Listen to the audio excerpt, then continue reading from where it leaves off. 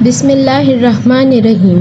السلام علیکم ناظرین کرام، تاکہ جب میں آپ سے جنت میں ملوں تو آپ کو پہچان سکوں۔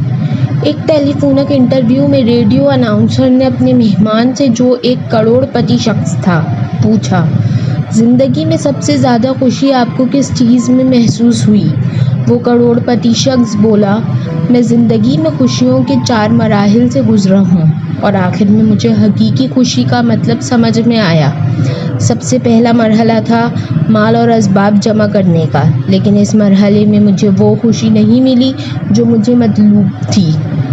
پھر دوسرا مرحلہ آیا قیمتی سامان اور اشیاء جمع کرنے کا، لیکن مجھے محسوس ہوا کہ اس چیز کا اثر بھی وقتی ہے اور قیمتی چیزوں کی چمک بھی زیادہ دیر تک برقرار نہیں رہتی۔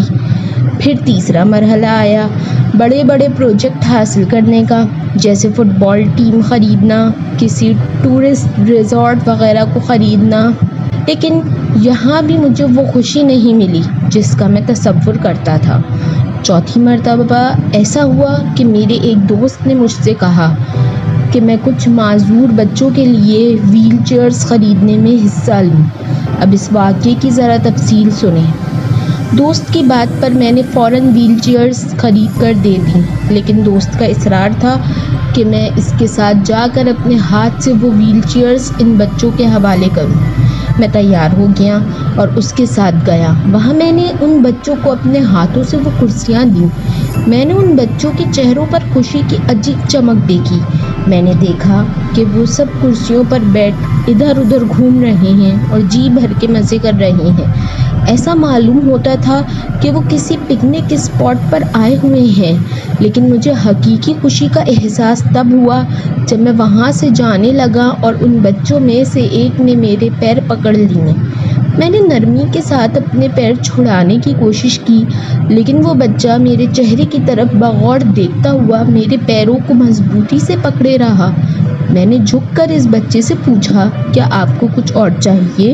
اس بچے نے جو جواب مجھے دیا، اس نے نہ صرف مجھے حقیقی خوشی سے روشناس کرایا، بلکہ میری زندگی کو پوری طرح بدل کر رکھ دیا۔